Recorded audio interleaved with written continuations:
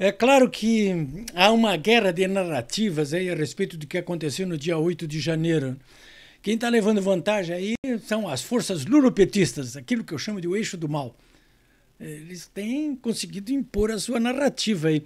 Mas olha, nas últimas semanas eu tenho percebido que, em função, sobretudo, do tempo, né? Como dizia o Collor, o tempo é o senhor da razão.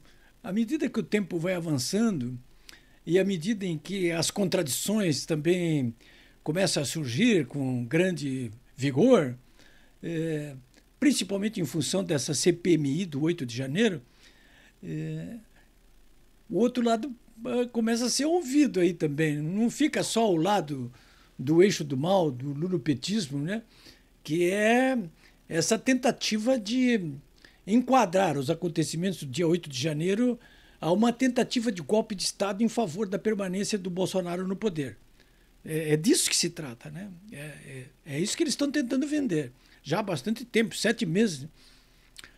Até agora não conseguiram impor essa narrativa, né? Embora ela seja hegemônica na mídia tradicional e por partes principalmente das cúpulas do Congresso, do Judiciário, do Executivo, da PGR. Não é pouca coisa, não. Mas, enfim, eu até estou falando nisso aí porque agora que eu estou conversando com vocês é sexta-feira, são 5:30 da tarde, né? Dia nublado em Porto Alegre, né? Começando a mudar o tempo aqui no Rio Grande do Sul. Mas, enfim, eu estou falando nisso com vocês agora porque ontem eu acompanhei, eu acho que, não sei se vocês têm saco para isso aí, se conseguiram acompanhar também durante todo o dia aquela sessão da CPMI, da Comissão Parlamentar Mista de Inquérito, que reúne senadores e deputados ali para investigar o que aconteceu no dia 8 de janeiro. Vocês devem se lembrar, evidentemente, que o governo lulopetista, né, e as forças que o apoiam, tentaram de tudo que foi forma impedir a formação da CPMI. Quando se tornou claro que não conseguiriam isso, aí eles conseguiram formar uma maioria dentro da CPMI, né? E estão com maioria ali dentro, né? Mas mesmo com maioria dentro de uma comissão parlamentar mista de inquérito, mesmo com a oposição em minoria, as pessoas falam, né? Expõem as suas posições. Esse presidente da CPMI também, o Arthur Maia, ele tem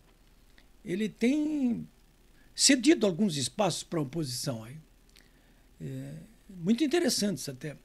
Então, voltando ao caso da CPMI, que eu vi ontem, né? Na quinta-feira, não sei se vocês viram aí, mas ali depois, com certeza, a figura mais importante da parte do governo lulopetista aí, do eixo do mal, a figura mais importante do lado deles, né? Que é o general G. Dias, Gonçalves Dias, conhecido como general G. Dias, né? Ele foi ministro-chefe do Gabinete de Segurança Institucional. Não sei se vocês se lembram, mas durante todo o governo Bolsonaro, os 4 anos, o ministro do GSI, do Gabinete de Segurança Institucional, foi o general Augusto Heleno, né? Ele foi para o lugar do Augusto Heleno, esse general G. Dias. É um homem, ó, assim com o Lula, né? É considerado até um guarda-costas do Lula. Ele foi lá falar sobre o papel que ele jogou no dia 8 de janeiro, porque, afinal de contas, toda a segurança do Palácio do Planalto, a sede do Poder Executivo, está nas mãos, exatamente, estava nas mãos dele, do GSI, né? Do general G. Dias. No dia 8, inclusive. Ele foi lá, ele estava até com uma autorização do Supremo para não falar, mas ele até falou bastante. Mas o mais importante, eu já tinha registrado isso no meu blog, polibraga.com.br, o mais importante, eu vou repetir aqui para vocês, não era propriamente o que ele ia dizer ali, mas era o que ele não ia dizer, no que ele não ia falar. Por muitas vezes ele ficou quieto ali, não quis falar mesmo. E não falou porque tinha autorização do Supremo Tribunal Federal. Mas o mais importante foram as manifestações dos senadores e deputados da oposição, porque, olha, eu já vi figuras públicas serem desconstruídas, mas o que ocorreu ontem com o general G. Dias é alguma coisa assim histórica, né? É histórica, é para entrar na história, né? Até porque essa figura e o que ele fez no dia 8 também vai entrar para a história, né? O que ficou bem caracterizado nessa quinta-feira, e eu acho que isso é importante registrar, o que ficou bem caracterizado ali é que o general G. Dias, a quem cabia garantir a segurança e a incolumibilidade do Palácio do Planalto, ele, na melhor das hipóteses, ele se omitiu flagrantemente, né? Isso já tinha ficado registrado naquelas imagens que a CNN mostrou para todo o Brasil, logo em seguida, dia 8 de janeiro ali, né? O general circulando ali no meio dos invasores, né? Parecia até que estava fazendo uma visita guiada para eles dentro do Palácio do Planalto. O homem que podia ter mobilizado ali o Exército, a Marinha, a Aeronáutica, o Batalhão de Guardas Presidencial, a Polícia Militar do Distrito Federal, a Força Nacional, né? Aí ele veio com essa churumela, essa história, essa conversa mola para boi dormir de ontem lá, para alguns deputados e senadores, que não se deixaram enganar, evidentemente, alegando, não, mas olha aqui, nós temos aqui a Operação Escudo, tem a primeira frente é a Polícia Militar do Distrito Federal, tem uma segunda frente, uma terceira frente, uma quarta frente. Não tem nada disso, não. Quem manda, manda. Até com um cidadão comum. Um cidadão comum, diante de um crime em flagrante, ele tem o dever legal de entrar em ação. Você imagina um general, um ministro-chefe do Gabinete de Segurança Institucional. Então, ali, a cada momento, foi ficando cada vez mais claro que houve uma omissão ali muito grande por parte do general G. Dias ali, né? A coisa ficou tão evidente logo em seguida, dia 8 de janeiro, que o próprio o Lula da Silva se viu obrigado a demitir o general G. Dias ali, que foi jogado às feras, né? É o Zé Dirceu do Mensalão, agora é o Zé Dirceu. O Zé Dirceu do Lula agora, no 8 de janeiro, é o general G. Dias, né? Vai pagar o pato pelos outros aí. Tanto que durante toda a sessão, a própria base governista ali, que é majoritária, defendeu até ali em termos o general G. Dias, né? Ele foi humilhado, ridicularizado, exposto como um bandido, um celerado perante a opinião pública brasileira. Não é por menos que 4 dúzias de deputados e senadores pediram à PGR que prenda o general G. Dias aí, né? Que prenda para poder investigar, porque até agora a Procuradoria-Geral da República, o Ministério Público Federal, o ministro Alexandre de Moraes, a Polícia Federal, ela tem se ocupado de investigar apenas um lado do que aconteceu no dia de 8 de janeiro, que é o lado da oposição. Entre aqueles 1.200 presos, por exemplo, políticos, determinados pelo ministro Alexandre de Moraes, não tinha ninguém da oposição. O cacique Sirerê não é da oposição. Os membros do governo Bolsonaro que foram ou estão sendo presos não são da oposição. Mas agora já começa a mudar essa história aí, né? Porque, bom, tudo bem, então tem aqueles vândalos, tem gente da oposição, foram para a rua no dia 8, mas e a omissão ativa do general G. Dias, daquele pessoal todo, militares e policiais militares que estavam ali dentro do Palácio do Planalto e também nas sedes do Legislativo e do Judiciário? Ninguém vai ver? E é aí que entra outra figura também, histórica, aí, que vai entrar para a história, né? Mal para a história. Tudo casou ontem junto, é esse caso do depoimento do general G. Dias e também aquela manifestação patética do ministro da Justiça aí tentando justificar o injustificável, que é o sumiço de 181 das 185 câmaras existentes no Palácio da Justiça. Todos os ministérios entregaram os vídeos das câmaras dos ministérios, até do Palácio do Planalto, até do Judiciário, até do Legislativo. Mas o ministro Flávio Dino teme não entregar 181 das 185 câmeras, o conteúdo delas. Teme, veio com...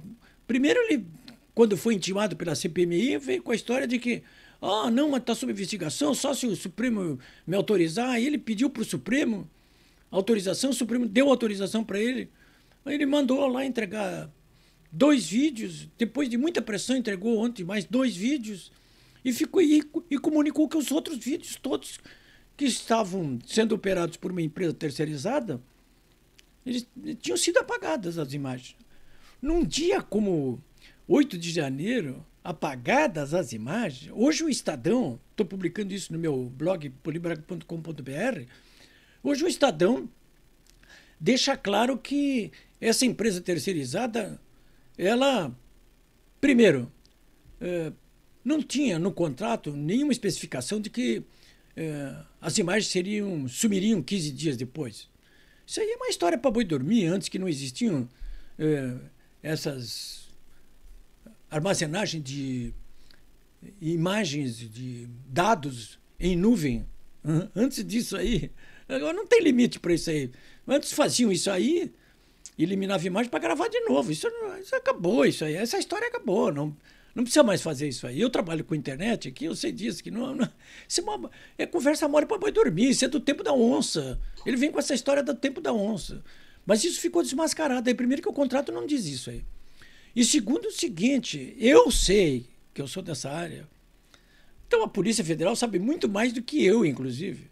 Não sei se sabe mais do que eu, mas sabe tanto quanto eu, que imagens não estão perdidas para sempre.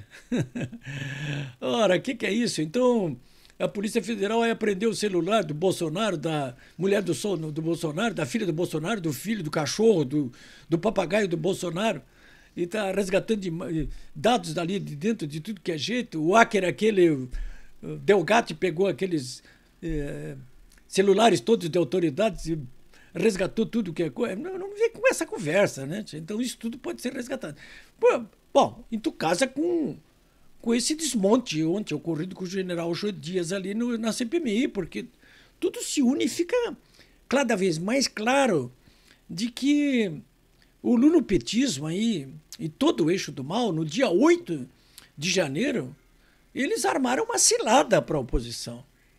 Tanto que daqueles 1.200 presos políticos, por exemplo, cujas prisões foram determinadas por Alexandre de Moraes, o próprio Alexandre de Moraes agora autorizou o Ministério Público Federal a fazer um acordo com eles, porque o potencial ofensivo deles demonstrado aí nas oitivas que ocorreram aí, nas coxas, inclusive, né?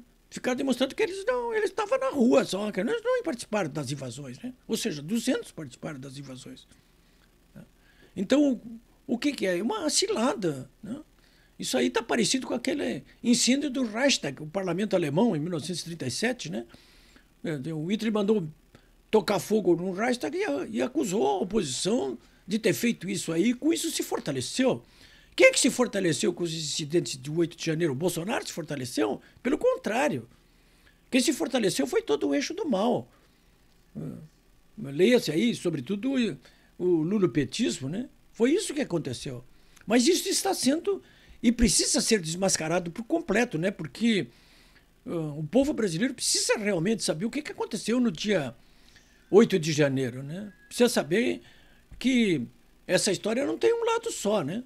O próprio presidente da CPMI hoje nos jornais está dizendo: temos uma guerra de narrativas lá dentro da CPMI, né? De um lado a direita culpando a esquerda por ter armado uma cilada, do lado da esquerda culpando a direita por ter tentado um golpe de Estado. São narrativas. Eu não quero saber de narrativa dentro da CPMI.